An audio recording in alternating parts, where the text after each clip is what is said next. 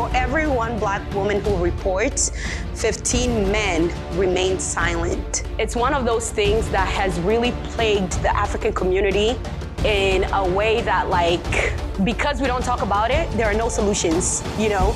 And so we are keeping victims traumatized. We don't talk about sex in our community.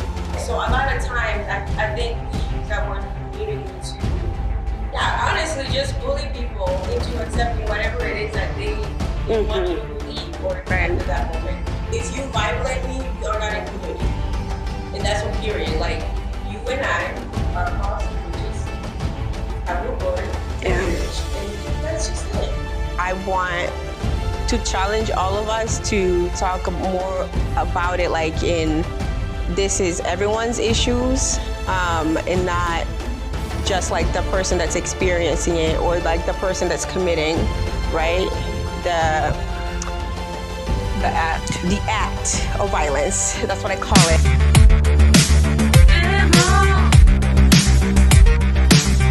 Hi world, and welcome back to another episode of Emo Talk Show. Thank you so much for all those who've been tuning in.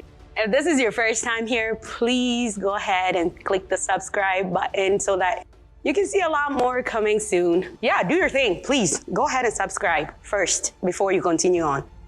And then once you've done that, after you're finished with this episode, please go back and watch the episode prior to this. Anyways, thank you all so much for coming in and tuning with us. Today, we're talking about something very sensitive. And so I'm nervous, you're gonna be nervous. Let's be nervous together. But before I can tell you what that topic is, I'm gonna let my beautiful guest introduce herself. And then I will tell you a little bit about her in just a bit. Go ahead and introduce yourself. Hey everyone, I'm Yaina Balekiani. I have background in just in the political world. So political advocacy, organizing, a lot of running things just behind the scene in the political world. So yeah. Yaina, thank you for being here. You guys, for all of those who are in my inbox about, when are you bringing your best friend on? When is she coming? When is she coming? She's here, please. So continue watching.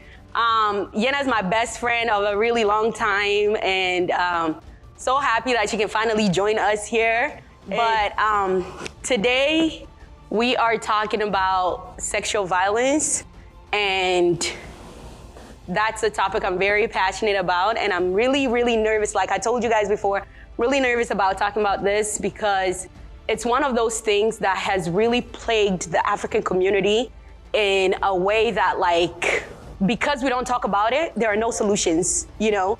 And so we are keeping victims traumatized. Today, I just kind of want to talk about it, and hopefully that conversation can lead to another conversation that can lead to more and more conversations in our community.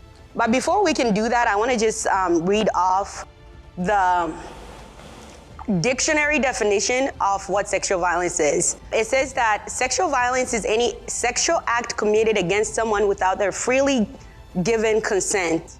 The key word, without consent. Acts of sexual violence include but are not limited to sexual exploitation, sexual assault, sexual molestation, sexual harassment, and rape. And like I said, they're not limited to these ones. There's so many more out there. And with this discussion, we really do hope to bring awareness to sexual violence within the African community and to encourage those who've been victims to seek the help that they deserve. And so the first question I'd like to ask is, Yaina, for you know how African people say that it takes a village, right? It takes a village to raise a child. And I believe in my heart that that saying has a lot of meaning, and it does it goes way back to saying that there's this positive culture around living in a collective society. But when we also go back to that, to me, I think that it is the same collective society, the same village that can harm us in ways that will traumatize us for a lifetime, right? And so how does the African village foster sexual violence in our community? How would you I don't know how else to put that. I think that's a big question to tackle because there's just a lot to just that experience alone. Right. In terms of, the community that you're a part of, I think we should just call it that, the community that you're a part of. I don't know if I want to use the word foster too, but I think normalize behaviors, normalize things in that community that make it okay for people to commit those acts of violence or assaults towards other people. Yeah. It's a lot. It's a lot to unpack.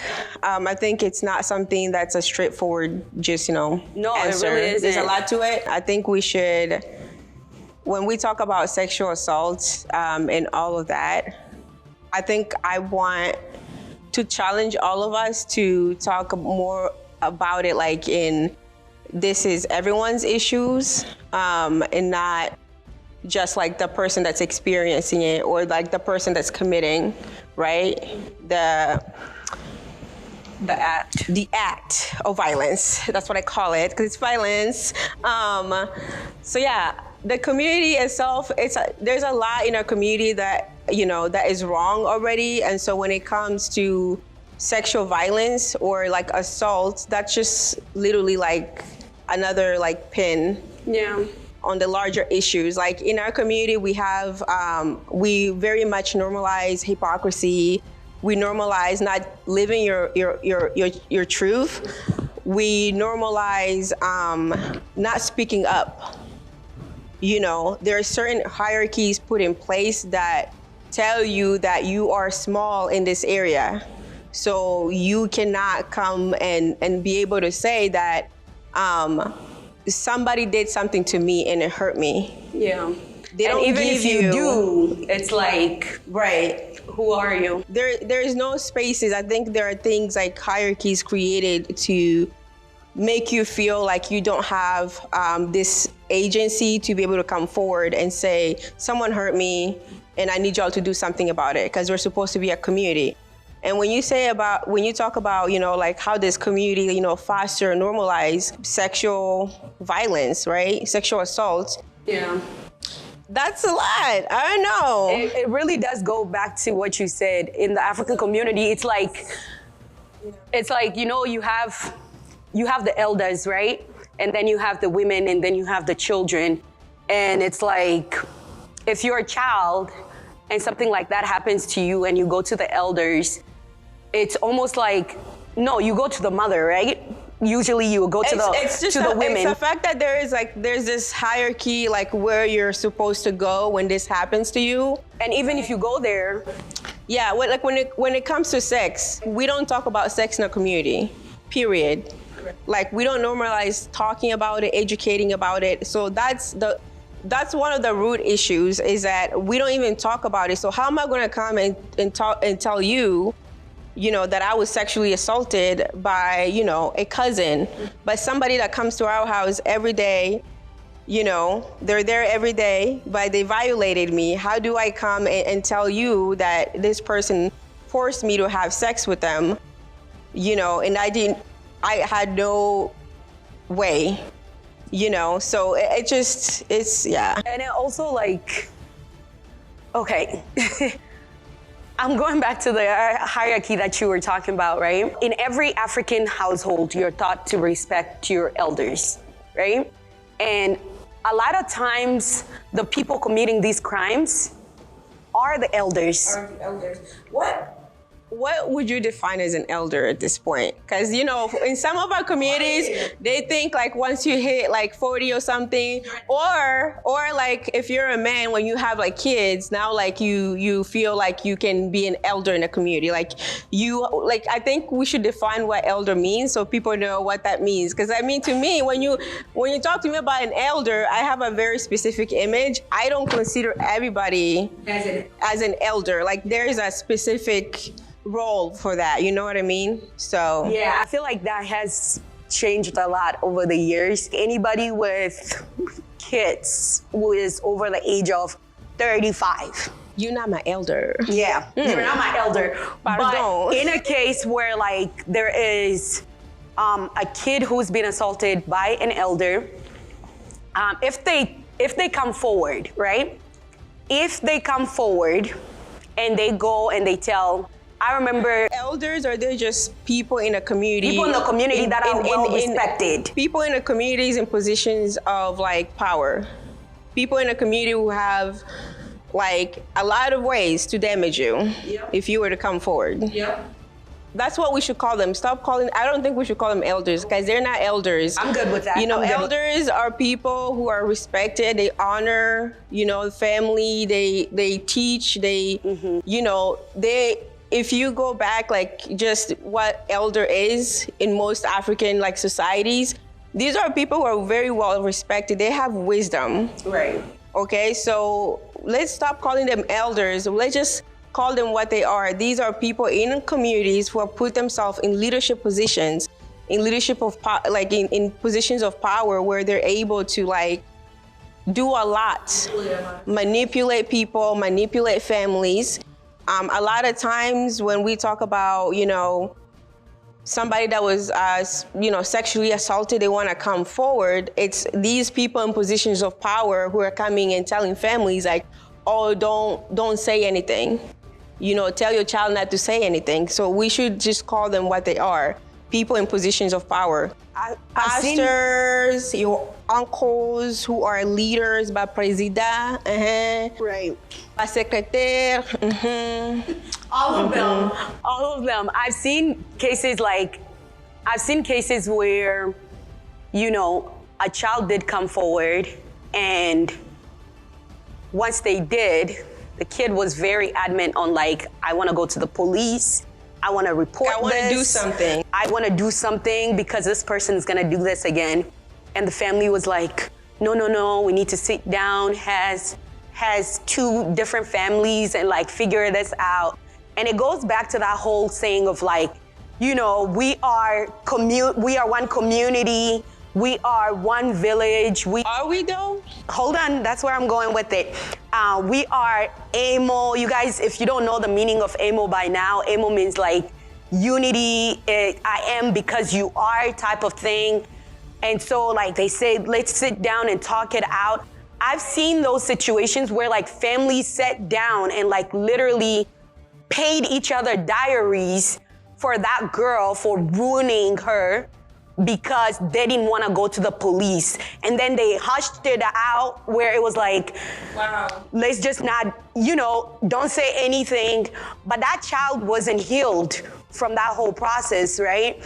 And so like, it goes back to thinking of like, when we say it takes a village, are we saying that like, it takes a village to traumatize a child, an individual, so that they're, you know, I really mean that, like, in cases like this, are we saying that like, you know, your individuality doesn't matter, you're one person, like, you don't matter, the whole group matters more than you matter?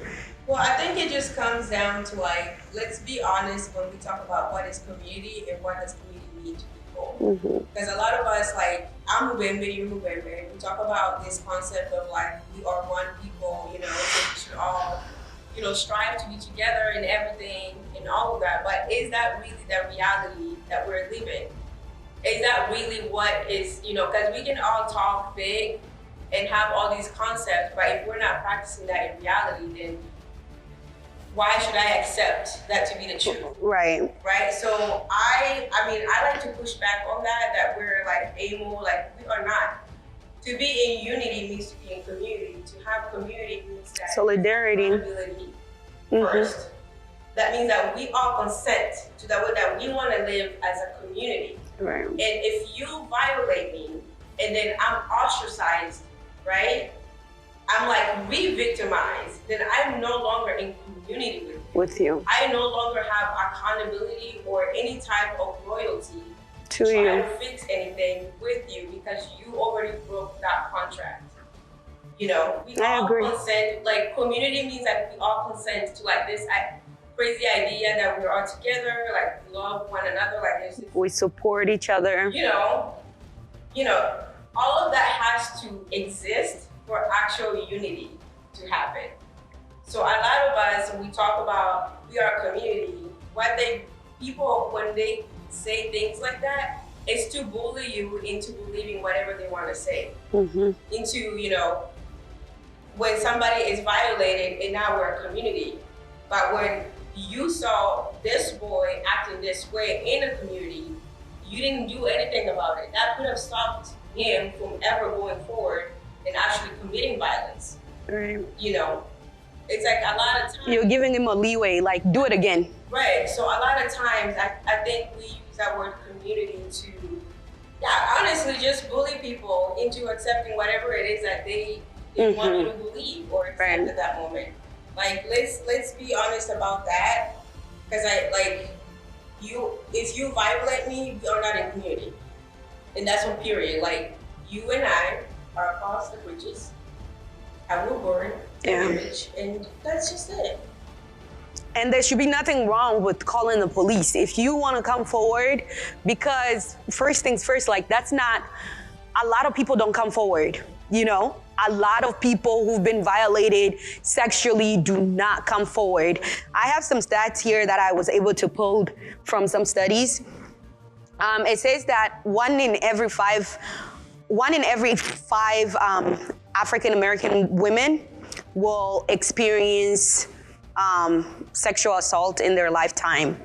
And it says that over 18% of the African-American population will be sexually assaulted in their lifetime. And of course, these are numbers of people who come out and like report, right? And then it says that for every one Black woman who reports, 15 men remain silent. So meaning that like men are also being assaulted, but they don't come out and like say it. And so, like I said, it's unreported, it's under-addressed, because Yena said we don't talk about sex. And so because we don't talk about sex, of course, we're not going to talk about the violations of like any sexual act, right? And so like, there's that.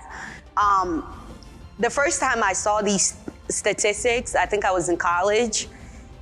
And when I read the 1 in 5, I was like, I have 5 sisters. Yep. So that means like 1 of the 5 of us. You know, what I want to add to that, a lot of times, like when we talk about, you know, like sexual assault or like it's violence against, you know, like women particularly, because I mean, we talk about women more because in the general population, it's men who at a large rate you commit violations towards women. Men also do experience this. And with men, it's really sad because a lot of the silencing around them is literally connecting to like you should be able to take it. So like it's like the culture of strong, like you're like, you know, like you acting like a woman. So it's literally in a way to shame them for being somehow women. Like it's shameful to be a woman.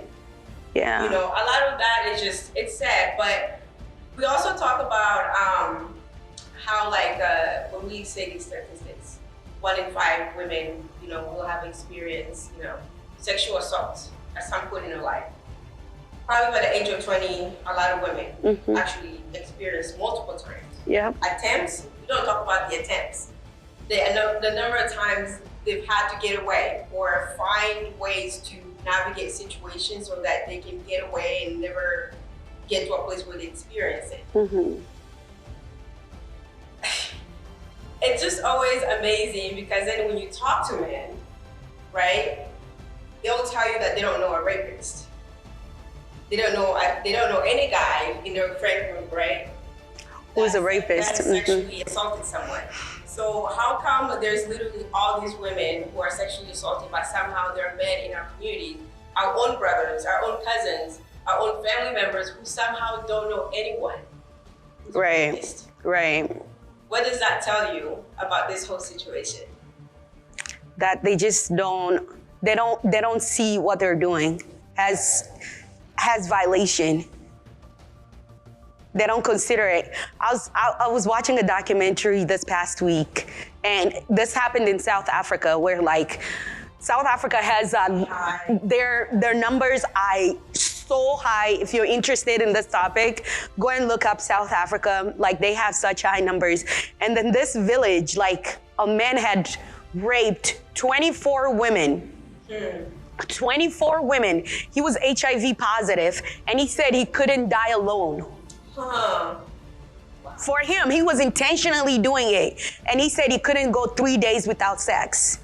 Like, so if he sees any skirt that he likes, he's going after it, and he will do what he got to do, and he will tell them. He like premeditated. Oh yeah, he was a serial rapist. Wow. Because this reporter that did the documentary knew him as a child, right? And was like, what really happened to you? You used to be such a good kid. Like, what was it? And so at the end of the interview with him, he asked him, like, have you ever experienced sexual assault? And you know what the boy said? He said that the man said when he was 13, he was sexually assaulted by the police. He was locked up when he was 13. And the police officers in there made him their woman. Okay. That's how he said it. He was like, they made him their woman. And they would do Made him a bitch. Yeah. In the prison. Yep. In jail. They did everything to him. And so now he came out here and he just went wild because he didn't heal. He couldn't talk to anybody. So he experienced violence at the hand of men, right? Who feminized them and then made him do sexual, like literally they raped him, they assaulted him, all types of violence. Yep. Then he came out and with HIV. he saw violence by going after women and committing these violence. And he also talked about, like, when the man asked him, like, how do you feel about yourself? I'm strong. That's what he said, like, I'm strong. So he feels masculine. So him violating women Makes him more masculine. him trying to reclaim his, Masculinity. Maleness, whatever you want to call it. Yeah. Yeah. I was like, Okay. and for the case of these men out here who do rape women, I think they're in similar situations where it's like something was done to them when they were kids, and now they're going out here doing the same thing. And I don't think we should use that as a crutch to say that. no, for sure not. Yeah. I think we should look at it more of the fact that a lot of young boys get molested or they get assaulted, and then they view it as like, because that happened to them, they got feminized, and now they have to go and violate a female. They have to go violate a girl, to feel like they have To reclaim their So masculinity. it's a power insane. trip. It's a power trip. Like, It there's really is. literal research that has explored and studied men who rape, and they'll tell you, I raped because I knew I could do it. I knew I could do it, so Yeah. I did it. Yeah. There is there is a study that was done a few years ago, and it was actually I think it's interesting because we have a lot of excuses as to like why men rape, and people are always wondering why men rape. It's not because I don't know, their mom didn't love them or something like that. It's because it's a power trip. They want to feel in control. Yeah. They want they want to take something away from someone and feel like they can do it, and no one can do anything about it. Right. A researcher sat with rapists or serial rapists and asked them questions. Why did you rape? And they would recount the number of times they raped and why they did that. Wow. One of them was a young man who raped a pregnant woman at a gas station. Oh my gosh. And he basically told her, like, yeah, she was helpless. I knew she couldn't do anything about it. So. Oh my goodness. Yeah, that's men insane. Raping, I think anyone that commits those types of violence towards anyone else is it's really just about power and the need to control and the need to feel like I'm in control of this situation. And the fact that no one can come and do anything about it. Right. Like young boys experience this with, these aunties in the community who go and molest little boys. They go and molest little boys. They do things with them and they rape, okay? Because you all got aunties out here who are raping your children, okay? And you all don't talk enough about it. That's real. So when they experience that type of like sexual exploitation or just like, let's call it rape, that's what it is. Yeah. They grow up with really skewed ways of thinking about sex even, and then society tells them, how they should think or feel about sex. It's all of these things. Yeah. It's all of these things that normalize, this type of violence happening. So yeah, I want to talk about the whole silence culture in the African community. Right. If a child comes out, and I'm going to share a very sensitive story that I recall from my childhood. I was molested as a kid, and I remember I was living with my aunt at the time, right? Right. And because she didn't have enough room in her house, I was sleeping with like her, whatever. It was, I used the same room with boys, right? These boys molested me and they were trying to take turns, right? And when it happened that night, I grew up very strong. I was very strong. And so I remember like fighting them in the middle of the night, and then they woke up and they told me, oh, you've been wanting it. Like you wanted it. Like you've been calling out for it. Woke up the next morning, told my aunt, and this is my blood aunt, like, Yeah, they be your own people, man. And when I told her, she was like, they couldn't have done that. And I remember like, I just couldn't stand the answer she gave me. So I told her I'm gonna go to my people, to my dad's side of the family. And when I left, before I left, she was like, just don't go and call your mom. Like there's nothing a big deal. That's how she was raised, So like safety, your well-being, none of that was ever. So like I left and I remember like talking to my mom on the phone, and she'd called my mom and basically said what a bad child I was because I didn't want to be with my uncle's side of the family. I wanted to be with my dad's side of the family. So I went there for my safety, right? And I remember seeing these boys all the time in the village, and they would be like, oh, did you like it? Did you like it? Stuff like that. Oh yeah. And so like, I never told my mom because I was like, she's not here, what can she do? And this is gonna be the first time my mom hears this because I couldn't tell her. My mom's one of those women that like, she will take justice into her own hands. She will not play with nobody. And so like, I didn't tell her anything like that. I was silenced. Like my aunt literally told me. And her husband was like, not a police officer, but like a security guard. He could have done something about it, but like she chose to silence me. And that happens.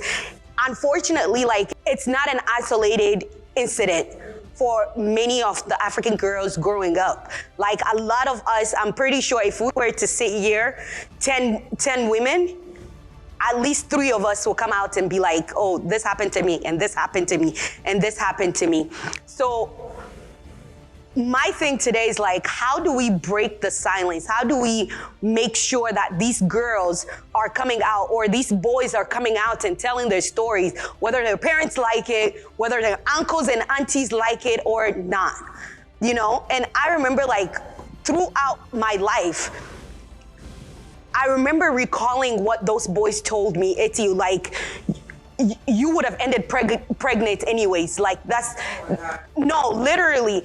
And so like, throughout my life, that was something in the back of my mind. Like I have to do well for myself so that I don't end up with their projections of me. This is what they had written for me. And it wasn't the story that God had written for me. So how do I live up to God's God's destiny for me. You know, how do we get people out here to just be like, this is what it is? It happened, and I'm telling the police, or I'm not telling the police. I'm going to therapy, or I'm not going to therapy. How do we get people to do that? That's a lot. Because first, that means you're asking people who have had to experience this to re-experience it. Right. Because people can heal, but that can be a lifetime for a life. It really. Healing is a process. It's not like this distillation. It's really just managing how you go on about life and all of these things or things that happen to you. Yeah. And just coming to terms with it. But it doesn't mean that like you won't get triggered. Like when you see the person, you know, or like people who get assaulted, like there's certain sense, like if they smell it, they go back to what happened. That exact So moment, yeah. I think like first, maybe we should stop focusing on telling, you know, people who are being assaulted, and maybe we should focus and talk about the rapist. Talk about the rapist. And how can you prevent the rapist from raping? Raping. And that goes back to the root issues of like, what is actually making people feel like they can go and violate someone and get away with it? Yeah. It goes back to the root issues of like, how are we doing life in our communities? What are we okaying and normalizing? Right. Right?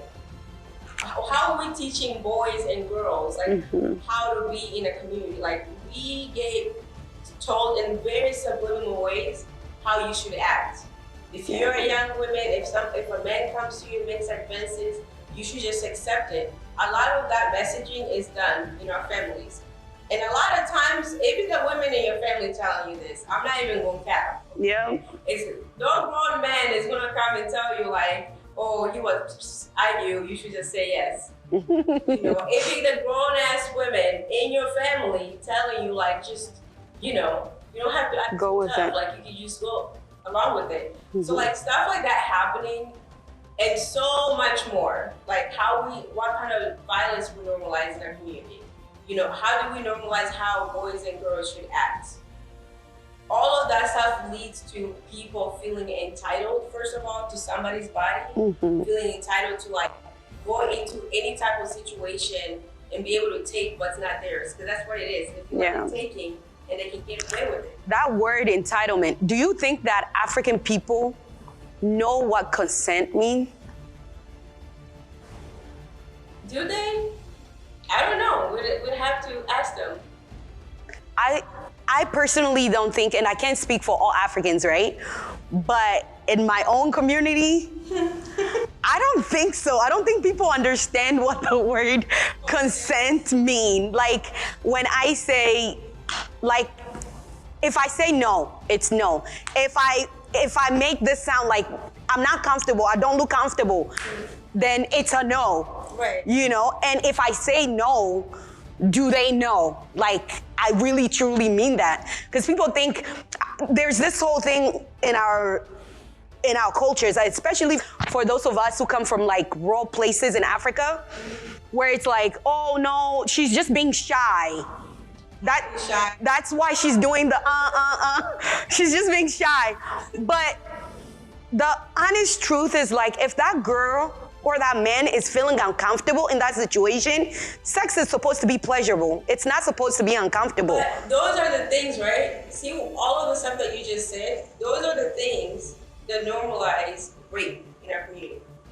Those are the things that make it okay for people who do become rapists to feel like they can become rapists and get away with it. And they can do it over and over again. So much more of like, you know, I think we just need to like, yeah, we live in reality, so we do have to be practical. Like, obviously, like, listen, take self-defense class. Me, I just tell all my girlfriends, like, listen, know how to fight, because it's gonna help you in life. If anyone comes at you, you should be able to know how to protect yourself first.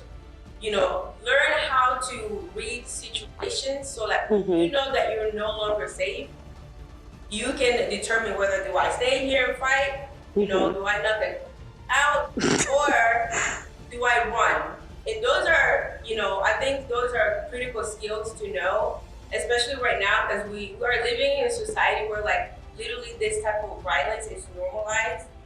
Like us having these conversations is not going to fix it tomorrow. Right. It's going to take effort, especially women, okay? Because women, like, listen, if you're the one getting raped, like somebody has to be the one to stop raping. Right? Yeah. So, I mean, we're already being women, okay? I think a lot of men are thoughts, a lot of misinformation for men who are also confused about their own masculinity.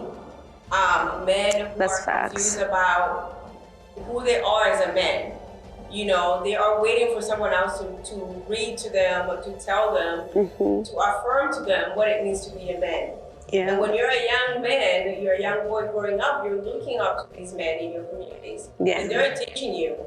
They're telling you, like, this is how you treat a woman.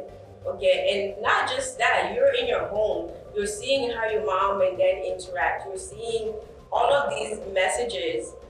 They're in your head conditioning you, how you view women, how you view, girls. All of that stuff. And a lot more. I just feel like this is not enough to go over that. No, it really isn't. Because I think, like, I just want to say, like, in this conversation too, when we talk about, like, any type of sexual violence, we very much try to other men, or we, like, make it into a women versus men thing. But it's really not. It's a human thing. Issue that, like, does not benefit either men or women. Okay? Right. Like when a man feels, is on a power trip and feels that they can go and violate a community member, no one in that community is safe. I'm not safe, you're not safe. Your little boy who probably will have interactions with that man is not safe, because now he's having to hear the way they probably talk about women.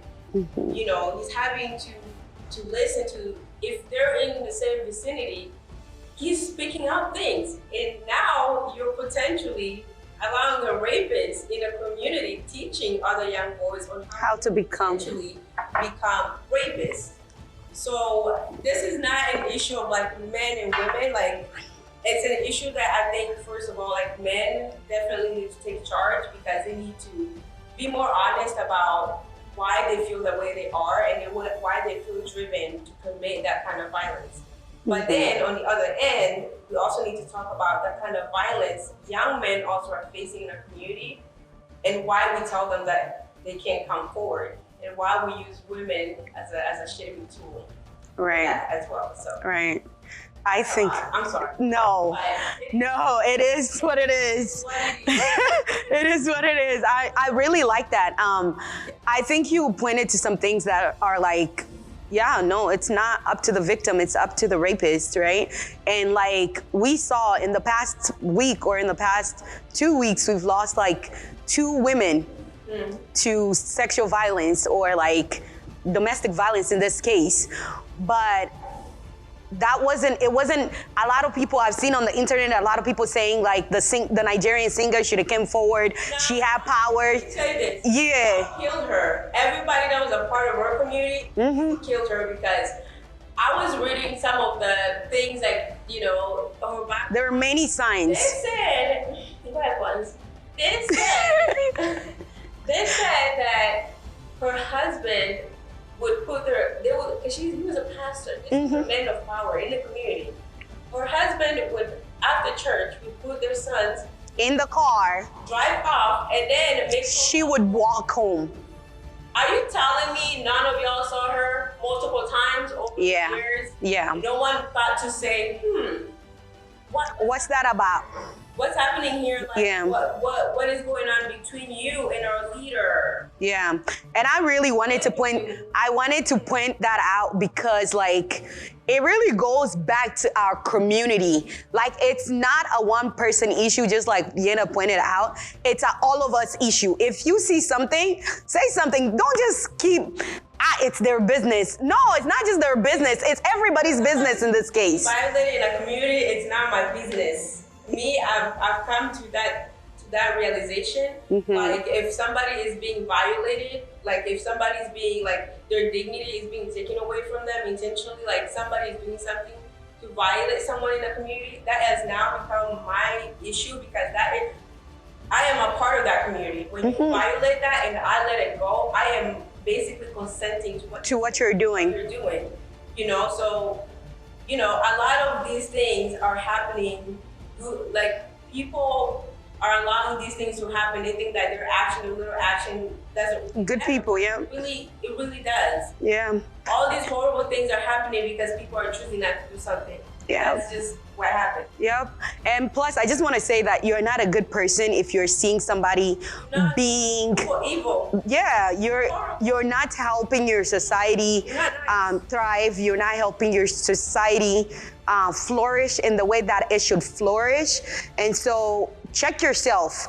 Going back to Michael Jackson's song, like, you want to make a change? Look at the mirror. Like, it's not about what somebody else can do. It's about what you can do about your community and how you can help eliminate some of these things that people just suffer, man. Like, people really do truly suffer. It took me 20 some years to like get over what happened to me as a child.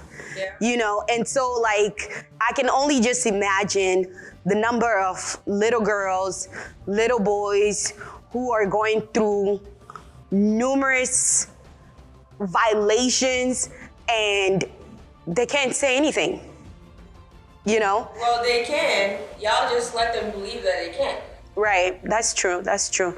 All right, well, this was a great conversation and I really wanted to dig in deeper and like talk about other things, but time just will not allow. We're probably gonna try to do another one of these. I'll probably call Yena back to come because I really wanted to dig into the church, okay? But that's a conversation for another day. Thank you guys so much for tuning in. But before we can like close off, Yena said some great things here and I don't want to like summarize everything we talked about because the last part that she like talked about, like really summed together everything we talked about.